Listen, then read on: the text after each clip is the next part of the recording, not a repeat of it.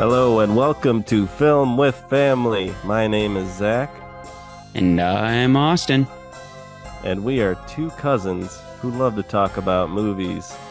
And this month, it's horror month. So it's only going to be horror movies all month long. And we have my good friend, not a family member, but a friend, Wes Holkeboer, to join us on this episode. Hi, hey, Wes. Hey, what's up, everybody? It's me. I'm finally on the podcast. How's it going, Wes? Nice to meet you. I don't think we've ever met each other. Yeah, nice to meet you, man. It's good. Got to rewatch The Wailing this morning. Probably my fourth time seeing it. So, wow. Yeah. Yes. Great way to start the day. Yeah. I don't know if I said it, but we're going to talk today about 2016's South Korean horror film, The Wailing, which is one of Wes's favorites. And it was my first time checking it out. Also watched it this morning. Austin, how about you? Have you seen this before? No, this was my first time seeing it. I watched an hour of it last night. Was too scared, had to turn it off. But then I woke up at like 6 a.m. because I couldn't sleep. And then I watched the other hour and a half this morning. And wow, what a ride. It's interesting to watch horror movies in the morning. It's not typically what you think to do. Usually you're like, oh, it's a nighttime activity. Mm-hmm. Turn off all the lights. But sometimes you have to watch it in the morning. There's nothing wrong with it. Yeah, but it was still dark when I was watching it this morning. So, and it was kind of rainy, and this movie's kind of rainy. So, It worked. It worked. It's like very abruptly rainy. Yeah. That many times.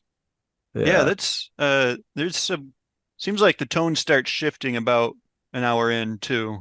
Yeah. It's like starts pretty light compared to where it ends up. Yeah, I think I found a really good like break point. I was like, okay, that's enough for tonight, and I'm gonna pause it there. It was like a good chapter break. It's a long movie too. When I turned it on, I was like, oh shit, this movie's 2.5 hours. It's already like 11 o'clock. I'm like, I can't stay up till like 2 a.m. watching this movie. But, yeah, you gotta plan ahead before you just throw on The Wailing. You can't just casually just put it on. But I do want to say that Wes, I think you are, out of all my friends, you're the biggest movie goer of them all, and which I really appreciate, because not too many people are just down to go to the movies whenever. But we've gone to see a lot of movies together in the theater. Yeah, well, no problem, man. It's gonna happen tonight too. Maybe you're invited if you want. I'm gonna go see When Evil Lurks, I think is what it's called. A new horror movie that is out this year that's supposed to be super good and super mean-spirited, which give me all that. Love that shit. So whoops. Do you guys use swears on this podcast? Or fucking swear away. You can say whatever we want. Say whatever the shit. Goddamn. Big fat load of cum then. Yeah, man.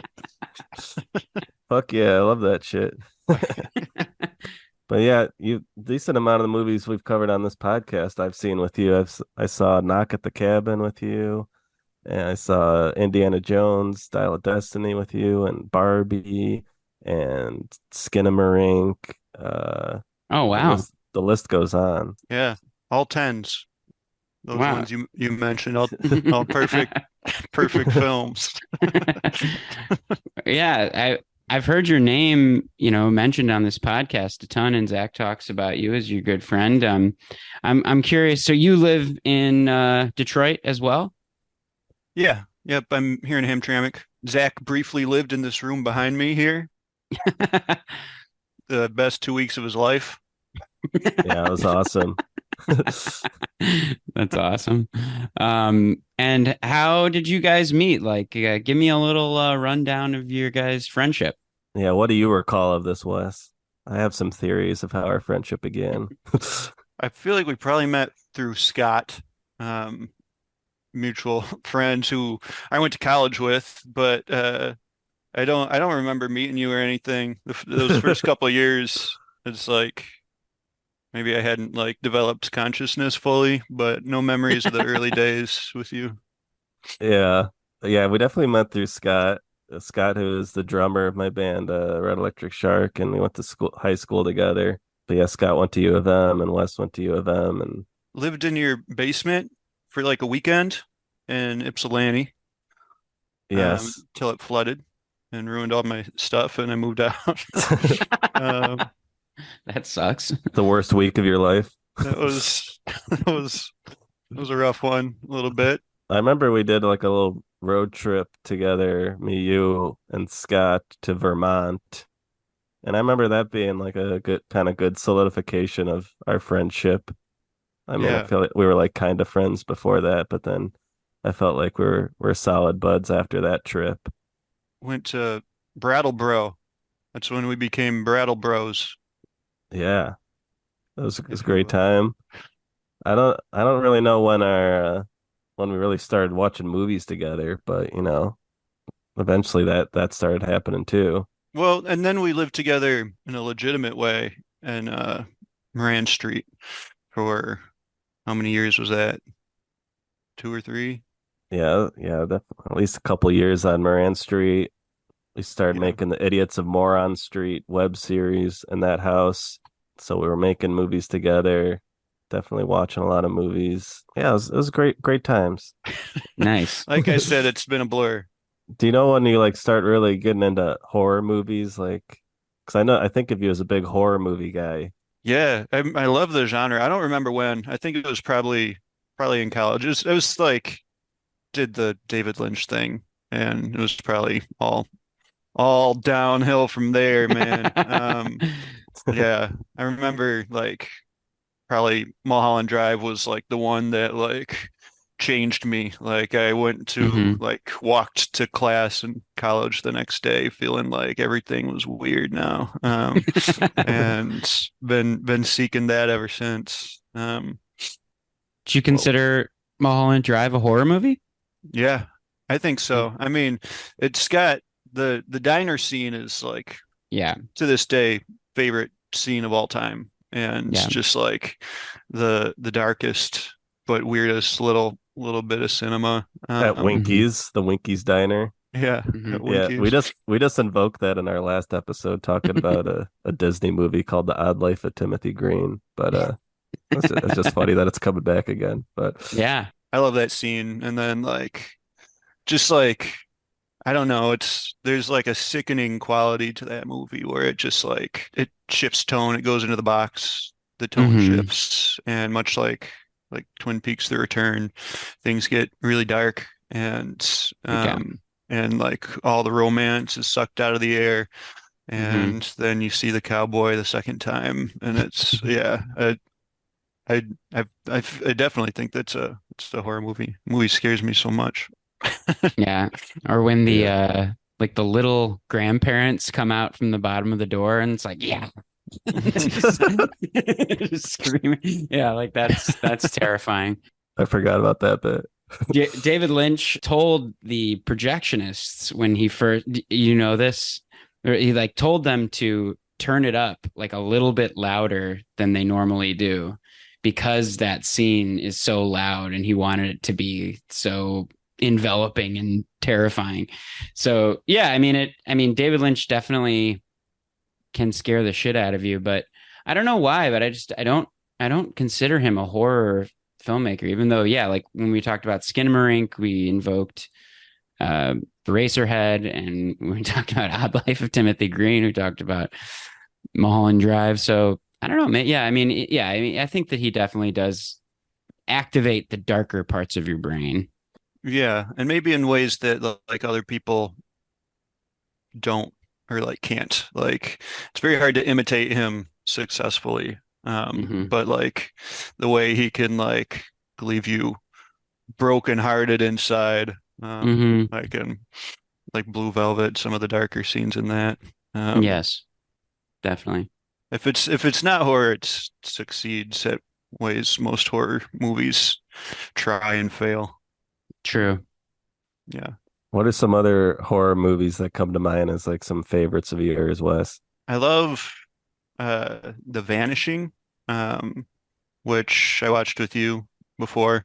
That movie Hmm. is so good. That movie is just like pure pain. Um, in a Yeah, way that that's like another like foreign language horror movie, right? yeah, it takes place. It's takes place in a couple different European countries. They're not speaking English in that one. That one's awesome. Evil Dead, all of them come to mind, but the first one I ever saw was the 2013 remake. And so that one has a special place in my heart because that one is just so badass. So like all of the archetypes of horror like are used so effectively, and then it turns into like an ultimate chainsaw battle and it's raining blood at the end, and it's just so good. Yeah, yeah, the super gory. Yeah, especially if you watch the unrated cut. Uh, some Yeah. really fucked up gore in that movie, but I think it's great. I saw Evil Dead Rise earlier this year. Did you see that one?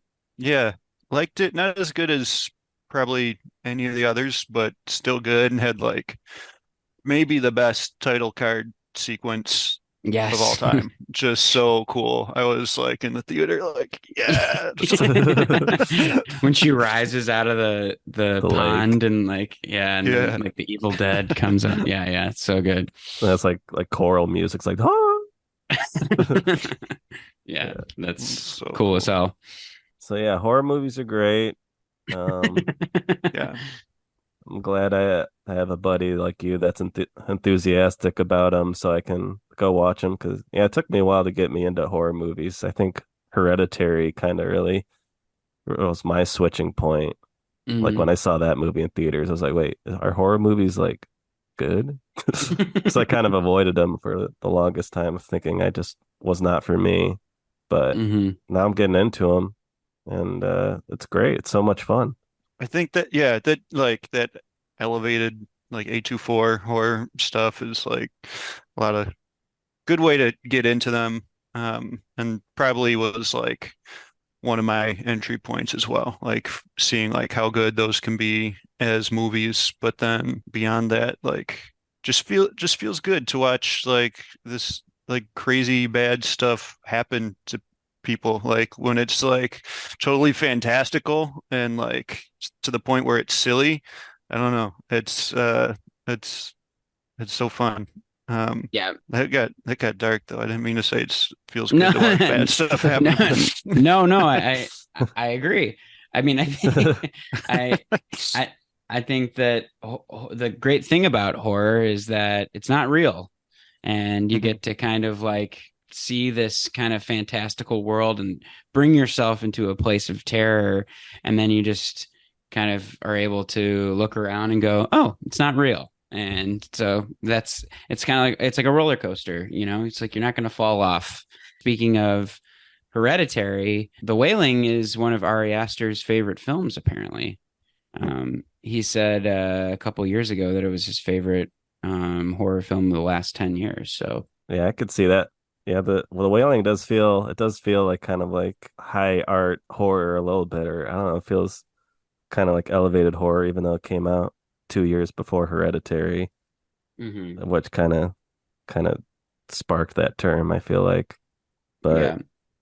I mean, this is a beautiful looking movie, Yes. and it just feels a lot classier in how it's constructed than most horror movies I've seen, I feel like. And it is Yeah. still like fun and funny, and it has like a lot of like just kind of classic movie driving plot points to it that, you're like really attached to the protagonist. You kind of can relate to him. He's sort of like this bumbling fool of a police officer.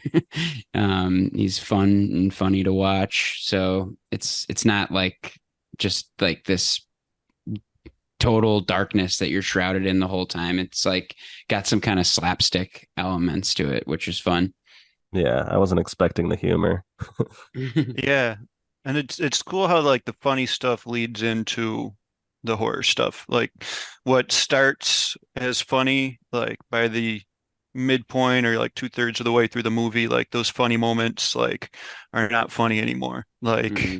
there's I was writing some of them down because they're like so silly. Like when our cop father protagonist is like wakes up originally and he's screaming like super dumb, and it's like really funny how he's screaming in his dreams. Yeah. Yeah, does he say like you Um, dirty slut or something like yeah, that? it's like a succubus in his dreams, and like his mother-in-law is like, "What is wrong with you?" Uh, but Yeah. leading into like later on, the daughter will have those messed up dreams, and like because she's possessed, and he'll have those dreams because the guy is coming after him. Oh, cat attacked me. Yeah, I also thought the bit there was like when the two cops are like just like talking outside, and then there's that lady just like throwing rocks limply at them. I thought that was really funny. But Yeah. that's like kind of like that's like the mysterious woman that like kind of becomes like a big focal point later in the movie. So Wes, then what was your first experience watching this movie, The Wailing? Oh, that was, I think I watched it with, again, our buddy Scott, probably at Moran House. I remember, I think like smoking some weed for it, and that helped, that helped solidify, especially that ending, Hmm. was so impactful. Yeah.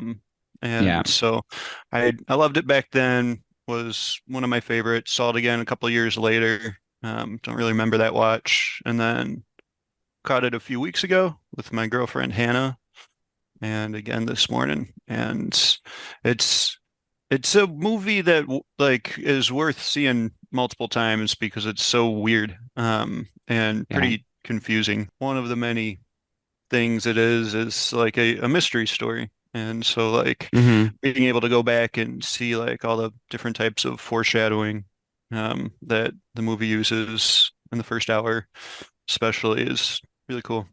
Let's just give kind of like a high level, like, Like a what is this movie? premise. Yeah, what is this movie about? Yeah, it's a tough one to say what this movie's about. I'll give it a go, but earlier today while I was watching it, I was like I accidentally found myself reading like 1-star reviews of this movie by people on Google, like just to piss myself off, and they do not know what it's about.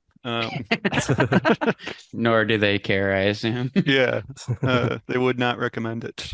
Uh, but yeah, I guess it's centers a bumbling cop, as you said, Austin, Mhm. Yeah. and a series of vicious murders, brutal murders happen, and he's ill-equipped to figure out what's going on, and doesn't care about it too much until they start getting closer to him, and his daughter, who is like super nice and sweet to start the movie, Hmm. starts turning evil, and it becomes Hmm. clear that she is in some way possessed.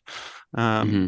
and they eventually figure out that it's like somehow connected to these murders. While that's going on, there's a Japanese man who comes to town, Yeah, a he doesn't have a stranger. name. He's just called Japanese man, like in the Hmm. Yeah, credits. yeah. Maybe helpful to think of him as just like a stranger or something, Hmm. because there's no name to refer to him by. But he comes to town, and they start thinking that he is the cause of things, of these murders.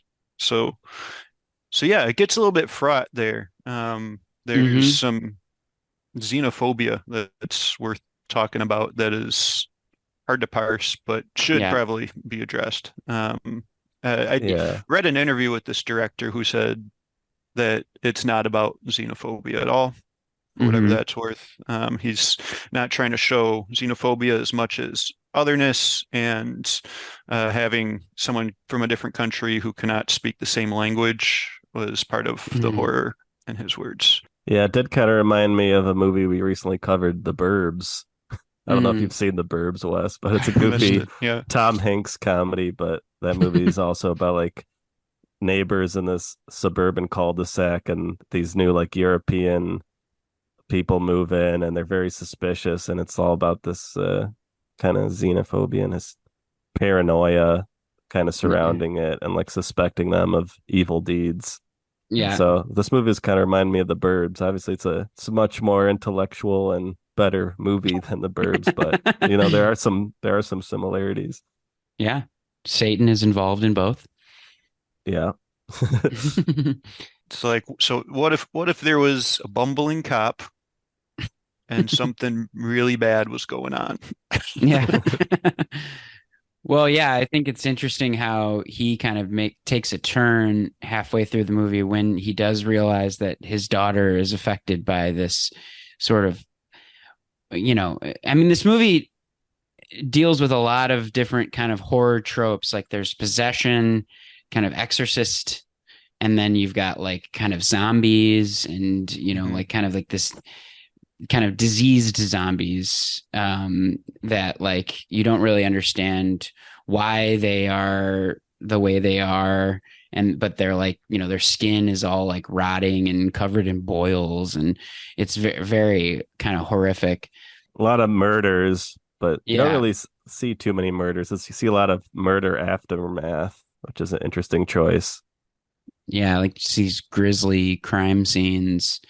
But there's always like some person around the murder that looks like their eyes are like rolled up in the back of their head and they're covered in boils and they're just looking disgusting. And like that's literally the first shot of the movie, basically. I mean, I think the first thing that is said in the movie is somebody died. It's like the cop gets woken up and he's like, somebody died. I gotta go check this out. And he shows up Yeah. to a crime scene late, which he does like throughout the movie. And they're like, where Yeah. where were you? Like he's just like, something, and he's like making excuses. Um, but yeah, they show up on this crime scene. There's like a whole family or a few people that are just like murdered in this house, and there's a guy who's shackled outside who's just kind of like trembling there and just kind of like, yeah, with his eyes rolled in back of his head and covered in these like sores and looking disgusting. And you're not really sure what's going on. Yeah, the mother-in-law has a good line when they find out that someone's been killed. She's like, "What kind of fucker kills people?" That was the first note I wrote down when I was taking notes. I was like, "That's a good line." Yeah, there's a funny amount of like swearing in this movie. Like there's a Yeah. lot of swearing. It's good. Yeah. This is the first movie that we did or that we've done that I didn't take any notes, because I think this is also the first foreign film, or at least foreign film with subtitles, that we've done on the podcast. And I was just like so drawn into the storyline, like right away, and the visuals and the plot line, that I didn't want to keep peeling myself away onto my phone to like take notes. So I was just like, I'm just gonna wing this one. Yeah, I had that same feeling too, but I did end up taking some notes. But I'm glad you did. I'm glad one of us did. yeah, it's mostly just me like trying to figure out what's happening, but Yeah. just being very confused. Yeah, because yeah, like this movie does kind of start like a mystery, kind of like noir detective film. The kind of the thrust of it in the first hour is like, who did this and why? There's also some nightmare sequences too. And Wes, could you talk about those bits? Yeah, well, there's a few different scenes where like the stranger, the Japanese man, will be like seen from a distance, like eating a baby deer, like that is dead, or a goat, or I don't even know. I guess I'm not sure what kind of animal he was eating, I but think they need to like, refer to it as a deer carcass. Yeah, yeah, he just has his like face. He's like a naked man just with his face buried into like a into an animal carcass and just blood all over his face. Yeah. yeah, and like the first thing that happens is like three times maybe in the movie. Like first thing, like character sees them over there. It's like, oh, what is that? Oh, that's so scary. And then he stops eating, looks up with his face covered in blood, and looks right at the other person in the Yeah. scene. So yeah, that's like some of the zombie moments. But Hmm. it He's got those red eyes too. yeah, Pretty and scary. yeah. And like in a nightmare, like you don't know that that's not real until it ends and like the character wakes Hmm. up, or it's like a character telling another person a story Hmm. of this happening. So like those moments, it's unclear if those are real. And that happened, that type of thing, that like sleight of hands happens throughout this movie. Like it's remains a mystery throughout. Like you don't know what's going on. And you are told it's like a narrator. You can't trust. There's no narrator, but like you are told things that are false. And so you keep like resisting, like it can't be that that stranger is the devil, right? He's not the Hmm. devil. And Yeah. so it's like starts with him as a zombie, and then they're like, no, he's a ghost. He can't die. Of course he can die, says uh, the Yeah. the Catholics. And of course he is the devil. But Spoiler alert. yeah. Um, Do we do spoiler alerts in this? yeah, why not? I don't know. I mean, well, well, I mean, it is even in the end, it is hard to even say like what kind of an entity he is and like what the relationship is to what you've been seeing throughout the film. Yeah, maybe we shouldn't get into the ending just yet because No, yeah. there's a lot to unpack with the ending. Yeah, Right. absolutely, yeah. Yeah, we should talk about this shaman guy that kind of comes in halfway through the movie. I don't know Yes. if there's like some other scenes before that bit that you wanna to highlight. Well, I think before that happens, they go to the house to kind of question the Japanese man, and they stumble upon this shrine that is there's all these dead animal parts everywhere, there's candles lit and photographs of like all these victims just like just covering all of the walls that look really disturbing. So they're all kind of like shocked, and there's this dog there that's Yeah, in the the stranger's dog is a scary black dog. yeah Yeah. that kind of like breaks loose of his chain and attacks the police officers. So there's that whole aspect of it. It's kind of a weird scene though, because it's like you expect them to like see that, and then when the guy shows up, you expect him to like arrest him or do something, but they're just kind of like timid with him, and they kind of like admit that they shouldn't be there, or like Hmm. that they don't have like a warrant. They just kind of like let it go. But I'm like, there was all the evidence right there that he's like this mass murderer. I mean, like, but Yeah. I don't know. They're just like such bad cops. They're so bad at what they do. They're Yeah. like they suck at every step of it. And like the first time they try to go up the mountain, like they end up fighting like this witness who like falls down and like sort of Yeah. like loses consciousness for the second time in the movie, and it's like Yeah. clearly their fault because they're such bumbling cops. And Yeah. he Yeah. gets up and he's like, I'm gonna get you guys sacked. I'm gonna get you guys fired. And the Hmm. only reason he doesn't is because he gets randomly struck by lightning in a storm that starts right then. Right. I totally Uh, forgot about that. and so like they are constantly breaking the rules of like being Hmm. police officers. So they're like, I don't know, I could see a Law and Order episode being like the investigation was so flawed by these bad cops that the Yeah. murderer gets away. But yeah, oh, I love how bad of cops they are Yeah. when they're at the police station that one part and like the naked woman appears outside and they're so Hmm. scared they're falling over each other. The one Yeah. cop's like, go out there, go find her. And so like the cop who goes out brandishes a power strip. That's his weapon to go defend himself from the naked woman who was outside. Yeah. Yeah. um, I love how bad of cops they are. Yeah, they suck. All cops are bad, and this movie reinforces it. Yeah. Yeah. A cab. But yeah, I know. So when they leave the house the first time, they notice that he has in the shrine the main protagonist's daughter's shoe.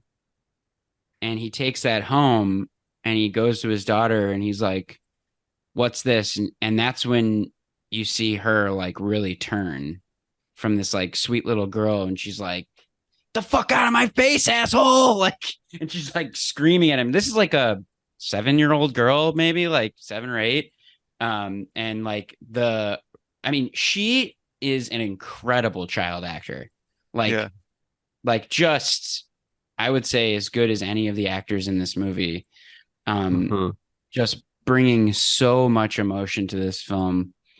And that's when you really see her like kind of like flex her chops because she's just screaming at him in this way where you're like, whoa, she is evil. Yeah, and like I like they don't like modulate her voice or anything to make her sound demonic or anything. It's just like her losing her shit, Yeah. and it's very effective. Yeah, and she starts so sweet. Like Yeah. she's it's like they have a really cute father-daughter relationship. Hmm. Um and they're like you see that in the beginning because there's like a sex scene between the father and the mother of this family and then the daughter like Oh, in the is car. yeah, they're out in the car. They need privacy, so they're like screwing in the car and then the daughter is like at the window. It's revealed at the end. And so the following scenes are like them on like a father-daughter day. Like he takes her out and buys Hmm. her a toy, and then they go out to Hmm. the river. Hmm. Yeah.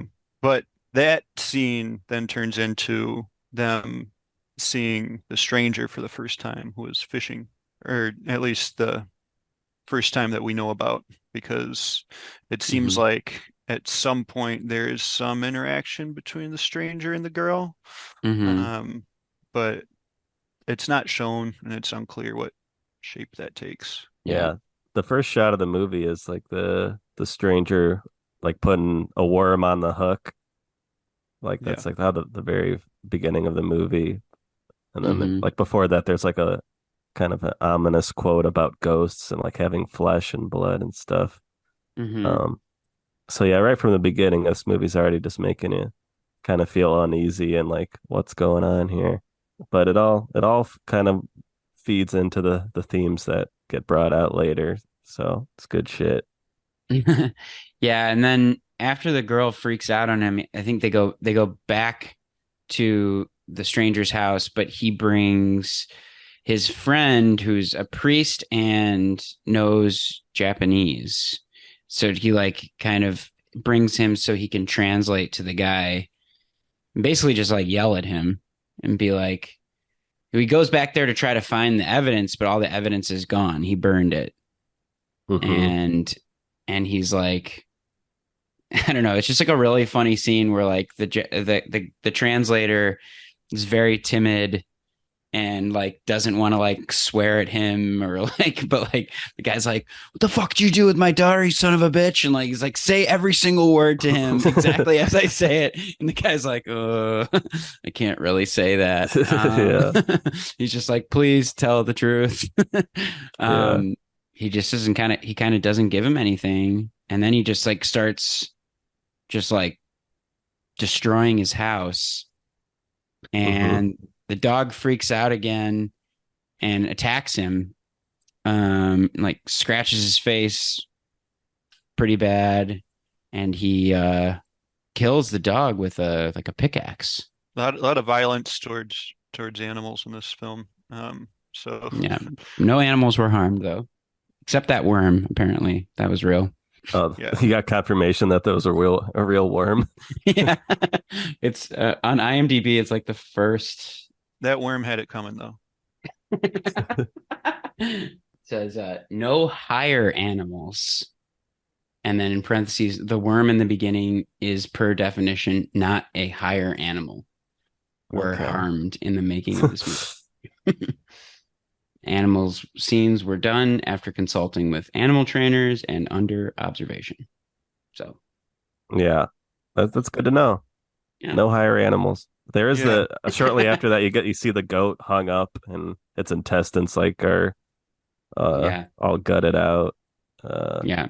yeah. That's that scene though when they like go back and like kill the stranger's dog, and the stranger's just sitting there watching him. Like that actor's like great acting all around in this movie. Hmm. But that Yeah. man's face, like for being like it almost looks like his face is blank, but it's like there's so much going on behind it, and it's like just really hard to parse. But like somehow like yes, I just saw this dude's murder shrine, but Hmm. then you go in, you're like trashing his place, you kill his dog, and I'm like somehow feeling bad for this guy Hmm. who I've also seen like eating a deer like from Yeah. the belly. Like Yeah. and it's really amazing how like those scenes where they go to his house and do what they can to fuck him up and like get him to admit what he's done and whatever their intentions, their shifting intentions are. Like you almost feel bad for this guy because like yeah, he's maybe very non-threatening. Just the way he's just standing there and he's just kind of casually dressed. He's kind of got just a sad look on his face, and yeah, it's like maybe this guy ain't so bad after all. Maybe it just right. looks like he's doing bad stuff, but I don't know. When I saw that, I was like, okay, like our guy is fucked now. Like I was just like, he is going to do some damage now. Like he really crossed the line, like he's like, yo, if you thought things were bad now, you just wait, buddy. Like it's like I could just see in his eyes, like, okay, now I'm gonna really exact my revenge. yeah. And then shortly after that, the main bumbling cop Jung Gu, I think his name is, like he's like kind of paralyzed, right?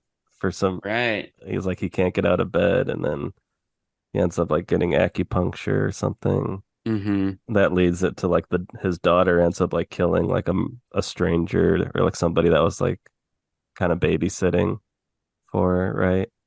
Yeah, Yeah. couple plot holes in this movie, and one of them is like no consequences for the daughter after she killed that poor woman. Right. Um, Right. Yeah. they Yeah. they like get the shaman in to like take care of business, but like she should be in juvie. Like Yeah. she Yeah. At she just least. Yeah, stab yeah, the shit out of this it's like random person. Yeah. Yeah. No. Well, yeah, because he's like, wait, you left her alone with somebody, right? And then they go yeah. back and she's just like brutally murdered. And they're like, oh boy, what are we gonna do about this? Yikes. Yeah. But But then yeah, they bring in the shaman, I think, around that point. yes. And Hmm. this is the big turning point, I think, is when we bring in the shaman. Yeah, I like how when he's introduced, like the score is like really honks. There's like some big drums, there's like some blasting horns, like you see him driving Yeah. into through the mountains, and it's like, oh shit, what's this shaman gonna do? She's got that like ponytail, like Oh, that tight uh old pony. yeah. He's got like the I don't know if he's wearing it then, but at some point he's wearing a turtleneck and he's just Yeah. looking cool as hell. Yeah. This guy, It's this got guy, like yeah. Tom Cruise in Magnolia energy. Yeah, yeah, it's very much that vibe. He's just like, yeah, Mr. Slick coming into town to like take care of business, smoking cigarettes, and he's just like, all right, who's possessed? Let's get this done. Yeah, one of the first thing he busts open that pot of soy sauce, and it's like, oh, dead crow. Yeah. That's a cool scene. I mean, yeah, because it's like you don't really know what this guy's deal is, and then that's like kind of how he like proves himself. He's just like, "What's in that pot right over there? The one with the red top." He's like, "Bring that over here," and just bust the whole thing open, and yep, dead crow inside, which we're led to believe is a some sort of a omen. Yeah, and I remember first time I saw this one, just being like seeing that guy for the first time, being like, that is a grifter. That guy is here Hmm for money and like not hmm a real shaman. It's like waiting for the reveal of like, and hmm here's a flashback to when he stuck that crow in that pot, which like someone stuck a crow in that pot, and like, Yeah. I've heard some interesting theories. We kind of get to that in the end once we get to the yeah, ending. yeah, I'm sure you have too. So, I mean, but I'll just say this because when I don't, Wes, I don't know if you know this, but like I was in the Peace Corps for a few years, in Ghana, West Africa, and there's a lot of shamanistic practices there. I like went through a few like voodoo ceremonies and things like that, and this film depicts he is a fetish priest, and the way that he throws the rice on the table, the way he throws the coins on the table, that is like what they would do, the way they would sacrifice chicken, those shrines that they had is all very, very accurate, like from the things that I've seen firsthand. And so the big scene that happens when they're trying to kind of exorcise the demon from the girl, the daughter, there's this incredible scene. I would say it's the best scene in the movie. I don't know if you guys think that, but for sure. it Yeah, that's definitely awesome. yeah, I mean, there's just this incredible scene where they're banging on drums and he's like playing with swords and sacrificing chickens, and there's kind of this like spiritual war between him and the Japanese man who's like kind of on the other side of town or wherever in his own house, like doing kind of a similar thing, and they're kind of like battling it out spiritually with these shamanistic practices.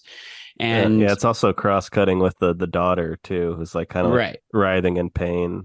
Yeah. Yeah, she's like, yeah, she's being exorcised. Like, she's like, they're trying to get the demons out of her or something. We're not really sure, but that, it's an exorcism scene, and the way that they depicted it was so accurate from what I have seen, to a point where it really overwhelmed me watching it. I don't know why, but like I almost like started crying. I was so overwhelmed with like how powerful that scene was. I was like choking up. Like I don't know. I just like had this like heaviness in my chest.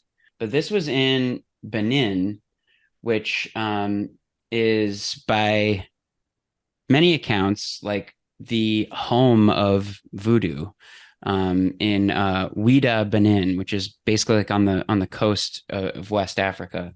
And so when we got there, I don't want to go too much into the story, but basically when I got there, I was like, "Hey, home of voodoo, like show me some voodoo." And they were like, "Hey, you're in luck.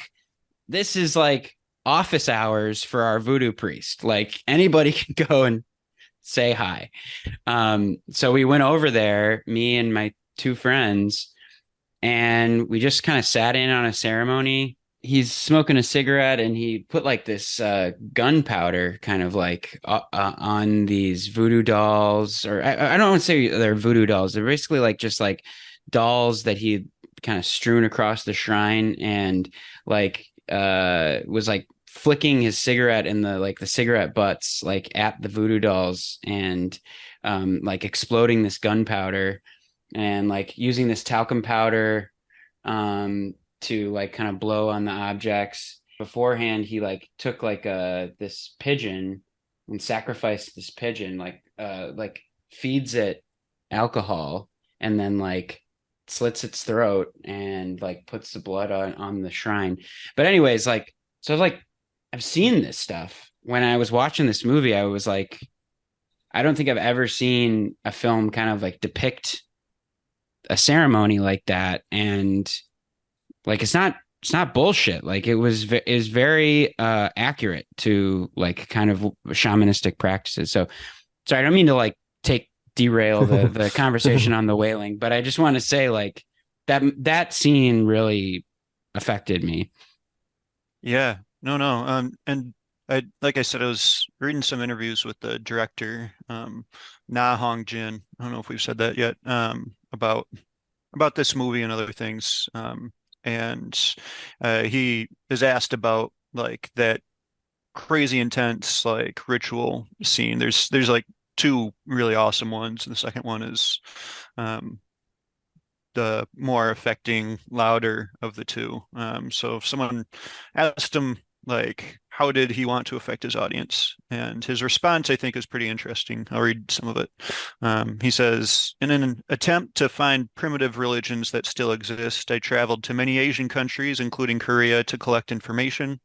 Every time I witnessed a ritual, whatever the purpose may be, I experienced heart-bursting excitement followed by serious dizziness. He goes on to say, I wanted to convey those feelings to the audience by believing and wholly staging that exact value, which has been passed down for thousands of years.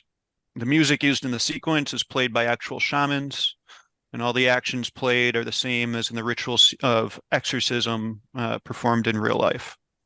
Mhm. So Yeah. he got the drummers, Yeah. and he did it, and like it is like one of that makes the movie. The movie doesn't work without those crazy Yeah. scenes because like especially with, like if you go in thinking like maybe this shaman is a grifter, then you watch that scene and it is Mhm. like so intense. Yeah, he's Um, like banging swords and spitting blood on his face, and it's incredible. It looks like he's almost kind of enjoying himself while he's doing it too, or I don't know, almost seems like there's an enthusiasm to how he's doing it. I don't know. It's very very captivating in a lot of different ways, and especially how it's being cross cut in a way that kind of jars the audience. yeah, and meanwhile this like 7-year-old girl is like screaming in agony and Yeah. acting her ass off and like Hmm. doing a great job, and it's like just it is so much louder than any other point in the movie, and it's Yeah. that was cool, Austin. Thanks for sharing. It does like have like that's that energy. And I guess that that this scene was shot in 15 minutes, one take. So everything that you see in the movie was from one take. They just did a 15-minute, like, we're gonna do this actual shamanistic practice, one take. That's what we see in the movie. They have like multiple cameras, do you know? Or I mean, they must have, right? I mean, yeah, but yeah, that it was just one take. But I just want to play a little bit of this sound. Unfortunately, this movie is going to be very light on the clips because you know, I don't think any of our listeners know Korean, but you know, I don't want to assume though. But here, let's just play a little bit of this.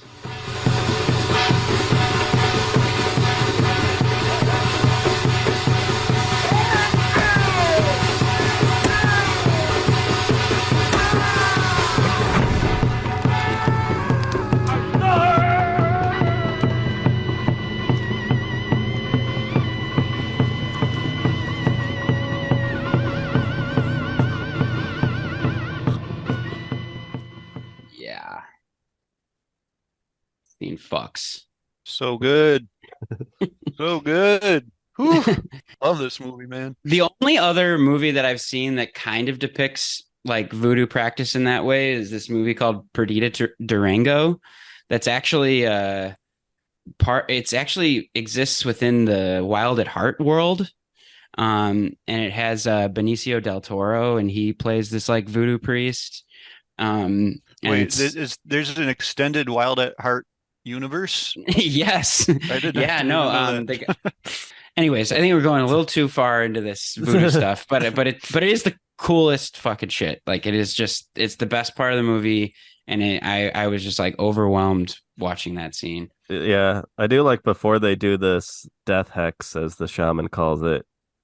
He tells John Gu like that he can't have intercourse and he has to watch what he eats and drinks before it, just like very kind of Yep. vague, but it's like the spell's gonna backfire if you do that. Hmm. But he doesn't give any specifics like wait, what can I eat? What can I drink? It's just it's just kind of funny, vague descript little warning he gives. Yeah, and that's true too, because I remember talking to some of the people who were like becoming fetish priests or were fetish priests. I was like, so what do I got to do if say I wanted to be a fetish priest? They were like, well, you can't have sex ever. Like, you got to go down to the river every day and bathe like in the river water with like certain herbs. You can only eat certain foods, like, and then basically you just wait for like the gods to possess you, and then you're like, okay, I did it. Hmm. That's crazy stuff, man. Yeah, it's real. And sometimes I'm like, when I was watching it, I was like, I probably shouldn't have fucked with that shit. Like I was just like, this is not good. Like, it's like, and sometimes I'll be honest, like sometimes when like bad stuff happens to me, I was like, shouldn't have fucked with that voodoo, man. I was that's Shouldn't have that was filmed it and it. put it on YouTube. Yeah, well, that's true too. I mean, like, I honestly, I took down that video. I made that video private because like all the comments were like, take this down. Like you don't know what you're messing with, like all this stuff. And I was like, after like a year of getting like those comments, I was like, okay, maybe they're right. Yeah. Yeah. Yeah. You've got the curse. Yeah. Something about this movie is like there are so many references to different traditions. Like uh obviously he like studied different types of shamanism and like witnessed a variety of rituals so that he could create these crazy, wildly affecting scenes. Hmm. And there's also a deacon character who's around, and Right. like in the scene where the mother-in-law says, "Hey, I'm gonna talk to a shaman," earlier in the movie, the scene after that is like one of the cops is like, "Hey, I'm bringing in my nephew. He's a deacon." So it interacts with a lot of these religious traditions, and I think it's cool how it seems to respect them all. It doesn't really get to um, it doesn't say that like one is right, like in a very Hmm. concrete way. Hmm. Um, and yeah, I don't want to talk about the ending yet, but Hmm. it's just it's cool how it goes about like um, using different religions to try and answer the question of like what in the world is happening and why is this happening. Before that Yeah. before that ritual, the cop dad is talking to the shaman, and he's like, "Why is my daughter being possessed like this?" And the shaman's like, "Well, that guy is an evil ghost.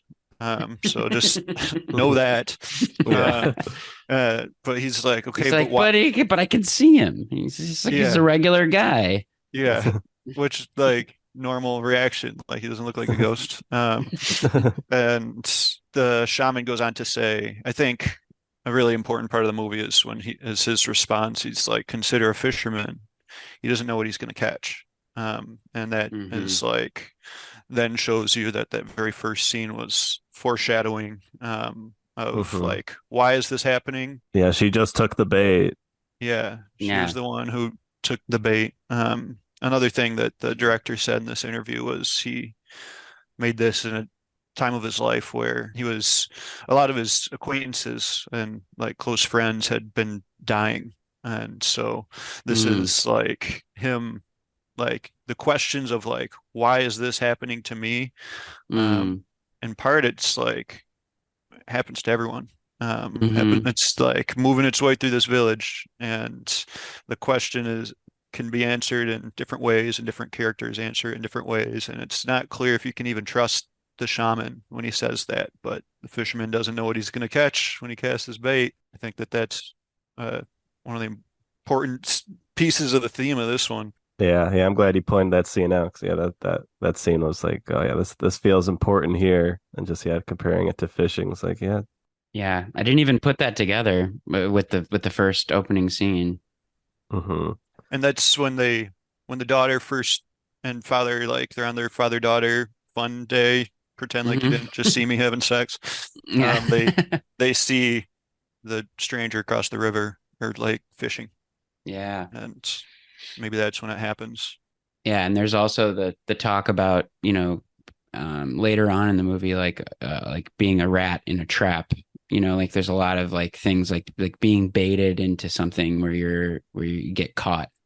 Yeah, there's even a bit where the daughter's like watching TV and there's like a lion like killing a gazelle or something. Yeah. Hmm. Just Um, watching like animal attack videos. yeah. So yeah, there's definitely some animal hunting, predator prey kind of Yeah. symbology going on. So I think this kind of leads the protagonist to kind of get together a motley crew, and like we're just like, we're gonna go get this guy. Let's all get in the back of the truck, grab bones and like Shovels. shovels and rake, whatever you got to do. Like just total like just a crew of dudes who're just gonna kill this guy. We're just gonna go and get him. And so they get over there, and part of the ceremony that the Japanese man was doing during during the ritual with the shaman was bringing back to life this like dead man he found in the forest. So when they go to find the Japanese man, he's not there, but something else is. It's a The zombie.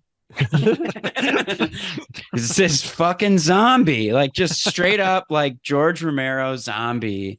Like it's incredible. Like this thing is just lurching towards them. Looks like a fucking Walking Dead zombie coming at him, attacking them. He like bites this guy's face, just like pulls a big chunk of his cheek off. The deacon. Right. Yeah. Yeah. The cheekin of the deacon. It's a good pun, eh? Pretty clean pun. Nailed it. Think we're done here. That's Zach, you always fucking nail it, man. The zombie gets raked in the head though, right? Or some kind of Yes. Yeah. Yeah. He's trowel like, right embedded into his back of his head. That's a good bit. yeah. And like normal zombie logic is like, okay, they got the brain. He's done. It's like, nope. He's still coming at you. you wish that like one of these characters had a gun. Like I guess Yeah. no cops don't have guns I guess not. in the Yeah. world of in Korea in the world of this film, which like I'm cool. Like we should have that too. But like you should be able to Yeah. get a gun if like Satan is in town. Yeah. And so you Yeah. I, could take Yeah, care it of that. feels like a plot hole, but like personally, I'm like, I love that. I'm like, I Yeah. love movies that avoid the gun as like the easy way out of Yeah. like, any sort of scene. So I was really appreciative of that because I was thinking that I was like, just shoot him in the head. And it was like, well, no, there's no gun. And he even like tries to like hit him with a shovel, and the zombie just like snaps it and like kind of really like, in a funny way, like throws it at the main guy and he just like doinks him in the nose. It was Yeah. like pretty funny. Yeah. Yeah. It's like scary and goofy, slapsticky at the same time. Mhm. Yeah. It's really cool. Lot of wailing in that scene. Yeah. Yeah, good point. But then Yeah, they see the Japanese guy. He's watching. He's creeping, and then they kind of give chase to him. He ultimately kind of gets away or hides, and they're kind of driving away on the truck, and for whatever reason, the main guy kind of like swerves into oncoming traffic, almost runs into a truck, but avoids it.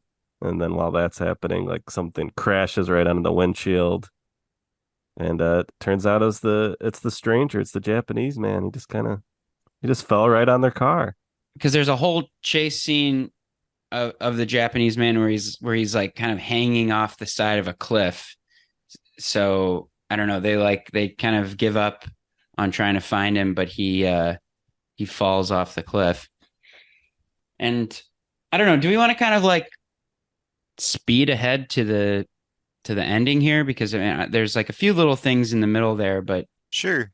Yeah, one thing that I think worth saying that during that scene, like this he's being chased by a mob, and mhm, like you can feel like the xenophobia that I think is present in this movie, like it happens especially in that scene. And like while you yeah, can't pity this guy, like the part of your brain that might be like, what if he is this Japanese man is good, and it mhm, is that like that woman, that mysterious woman who is around, what if she is actually evil? She's definitely also a ghost based mhm, on how weird she acts the whole time. So like, what if we got this wrong? And like you find yourself, I think, pitying that man again in that scene because like they're gonna try to kill him, and he is certainly looking like he's running for his life.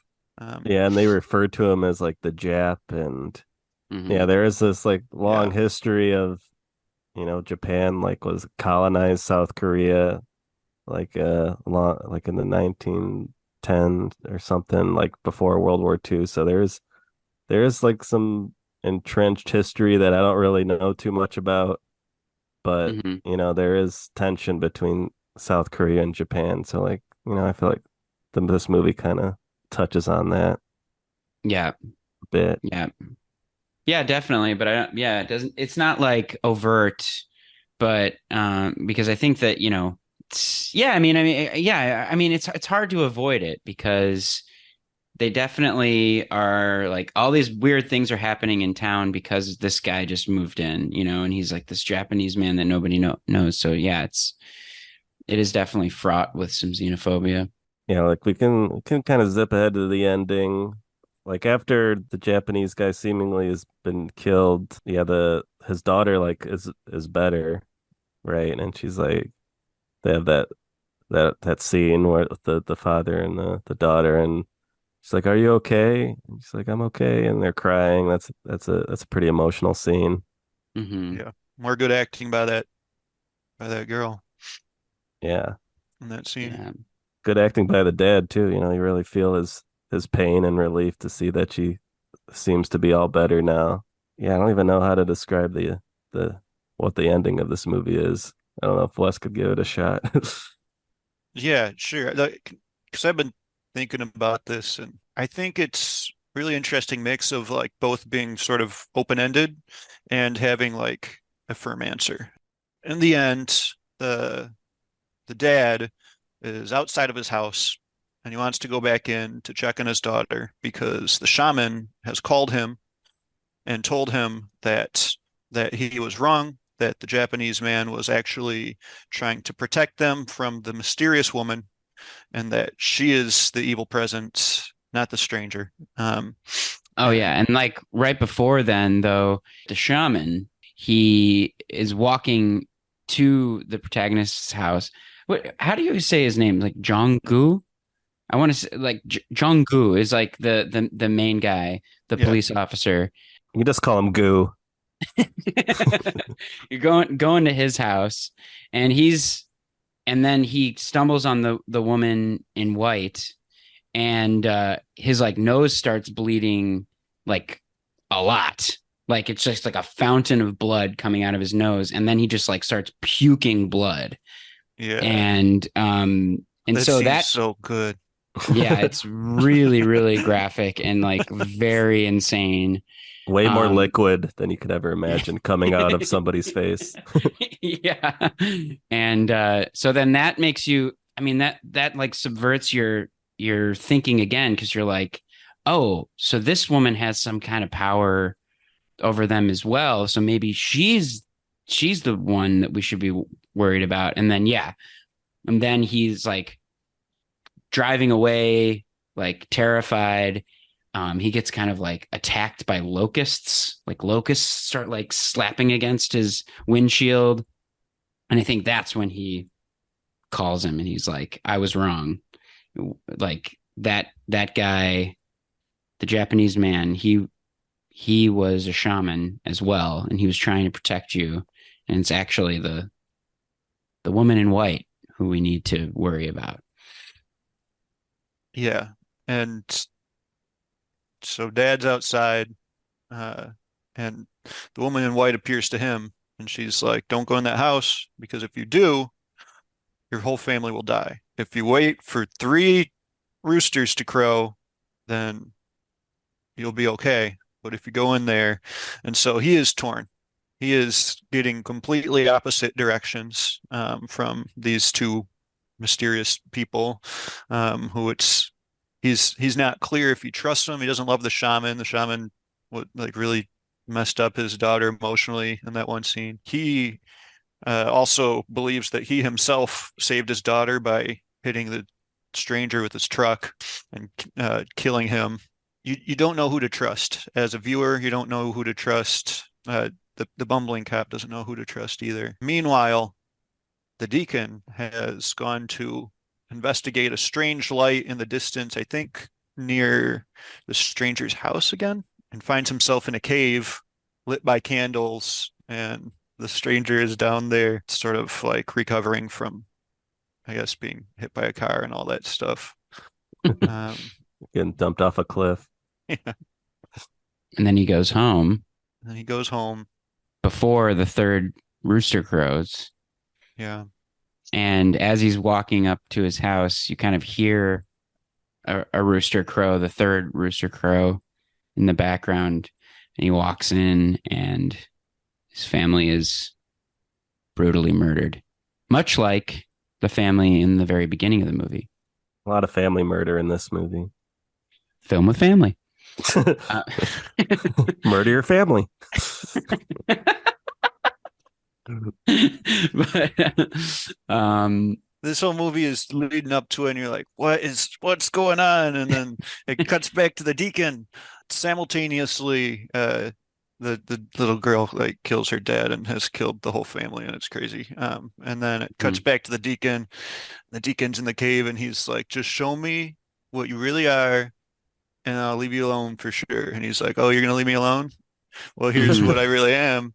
And then he's like, they show it like small details first, like his fingers are like red and his nails are long, and like he is shape shifted, and he's taking pictures of the deacon, who's really scared because he knows that means he's now on the murder list.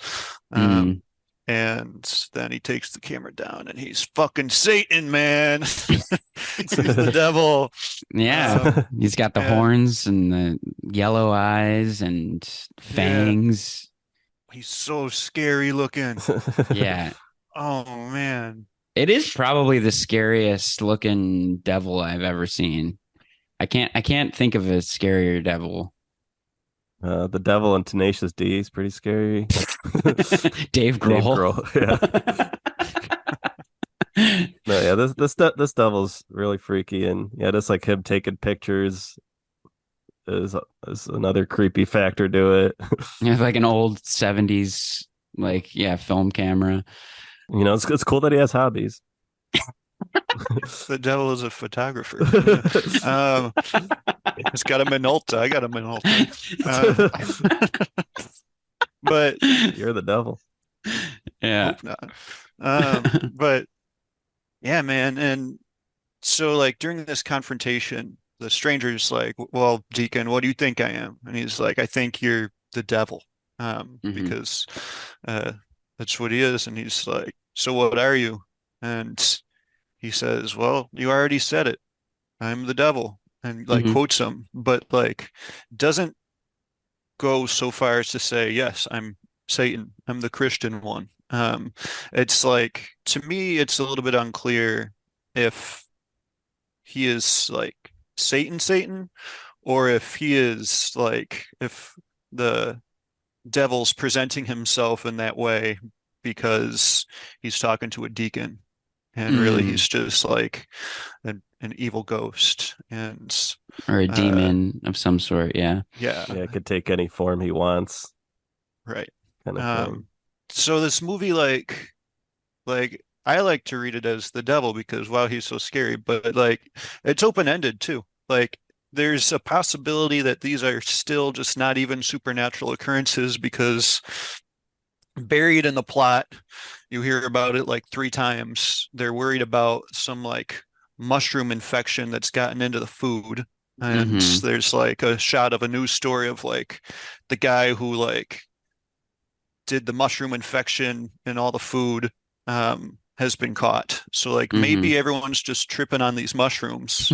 And like Yeah. the deacon, like he loses his family to murders. So like he's probably eating the mushroom food too. So he could just be like coming up on shrooms in that cave right then.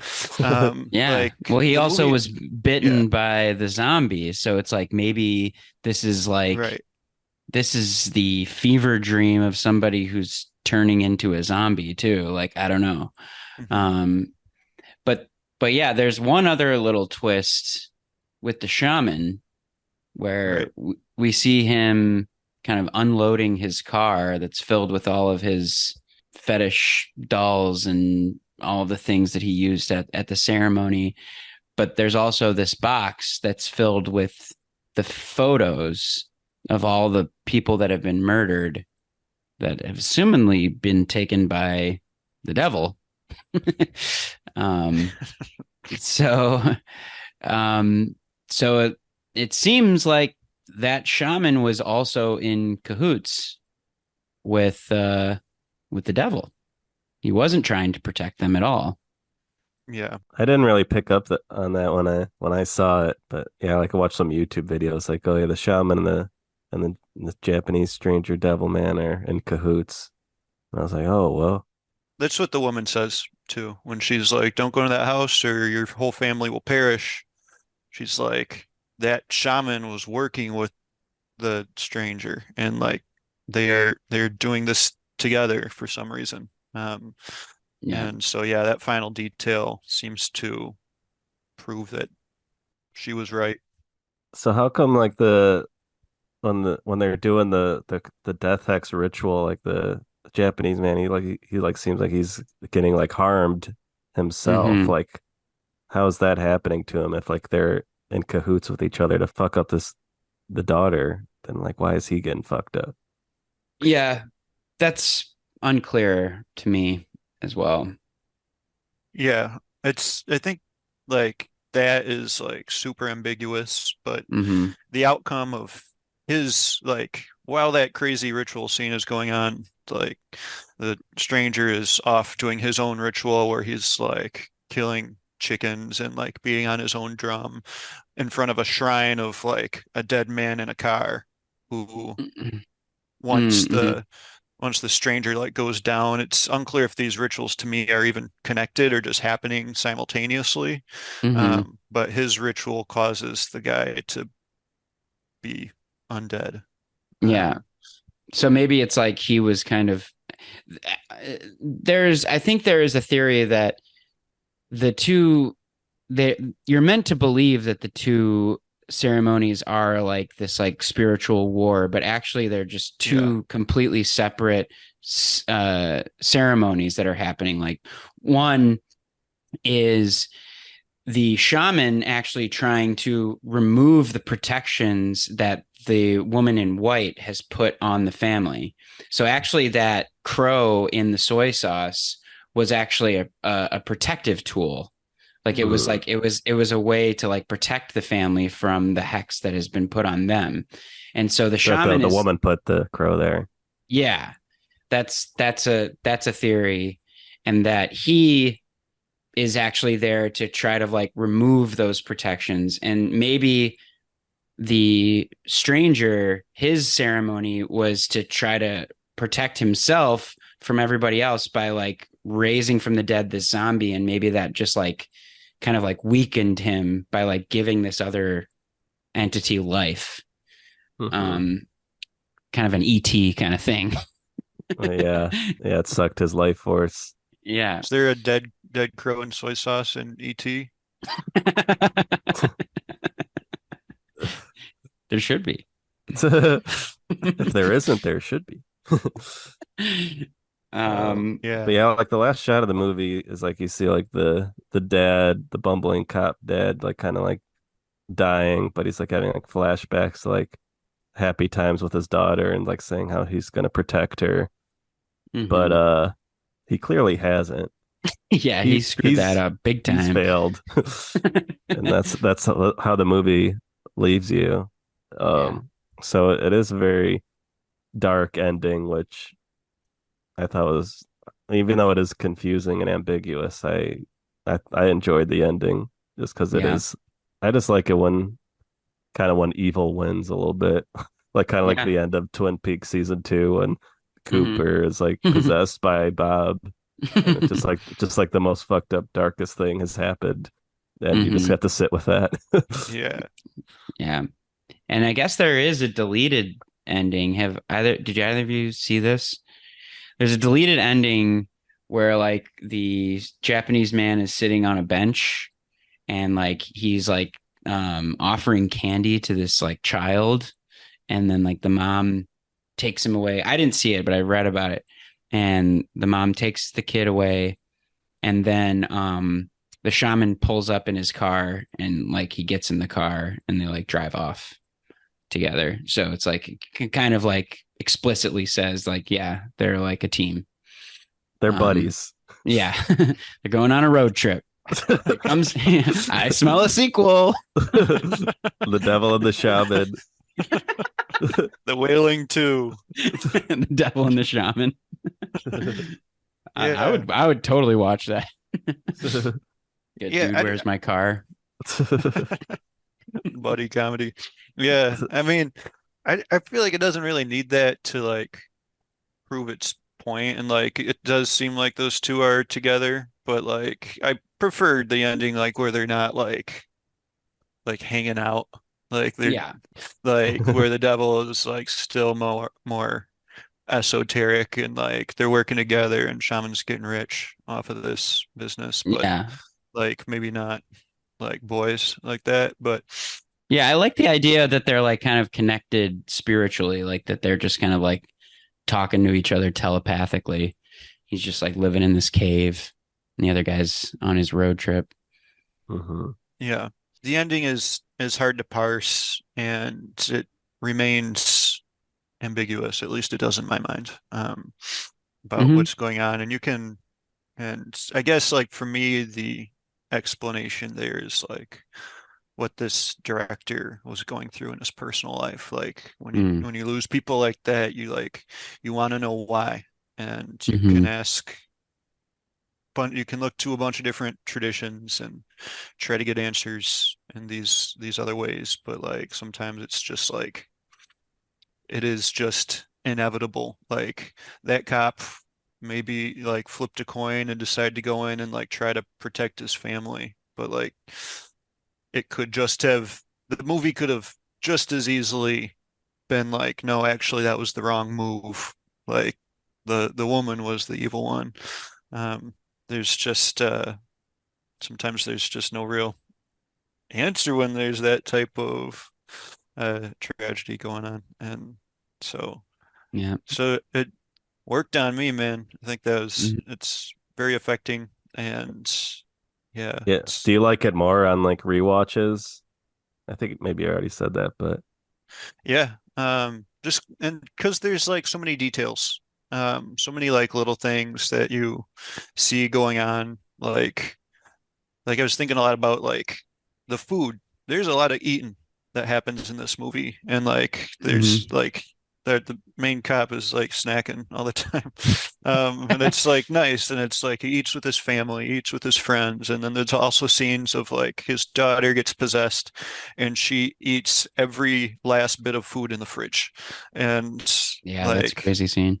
it like flips so many things, like start as like funny, and then like little cosmetic bits will be funny and then flip on their heads and get extremely dark later on. Rewatches are good. yeah, I'm definitely excited to rewatch this in the future. I'm glad you brought this to my attention. I know you've been telling me to watch this movie for a long time, but I'm glad this podcast finally got me to do it. Yeah. No, thank you so much. And I know I've seen like the thumbnail on various streaming services, and I was always kind of curious about it, but I'm so glad that this kind of forced me to watch it. And Yeah, I was a little intimidated, I would say, at first that it was a 2.5 hour movie, but Yeah. it does not feel like 2.5 hours. This movie really pulls you along. The tension is palpable throughout, and each scene just makes you want to watch the next scene. So it's, yeah, you're just kind of moving along with this movie. It's very scary. I was very scared like watching this film. Like I definitely, because, and it's not just that it's gruesome. There are some very, very gory scenes in this movie and some really disgusting things going on in this movie, but it's just the not knowing what's going to happen next.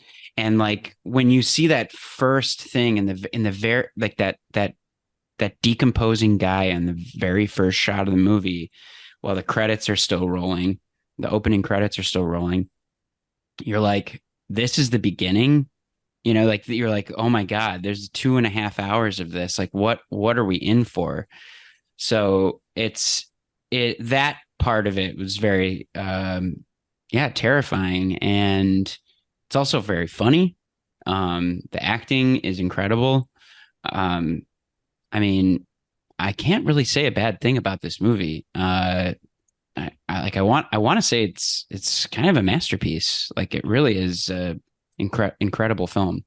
Nice. Glad we all like it. Yeah. Yeah. Do you have any kind of like final thoughts about your feelings about it, Zach? Yeah, yeah, kind of going off what you're saying, like, yeah, it is an intimidating runtime, but yeah, the movie just moves. It doesn't feel like it drags ever. Like there's the scenes like are very a lot of the scenes are pretty short, and there's always like something off or like something unnerving in each scene. So that like kind of like keeps the tension going. Like there's like a one scene where like there's like you just like hear like a cat like make some weird noise. Like I don't, Yeah. Mhm. there's always like something that's like gonna like put you off like in every scene, and like Mhm. just that kind of like accumulates and just really just I don't know, it affects you uh during the runtime of this movie and just keeps you glued to it. You can't look away really. And I love all the beautiful landscape shots that like kind of are put in between scenes. Like you just get these beautiful like misty mountains and just some kind of gorgeous scenery of Korea.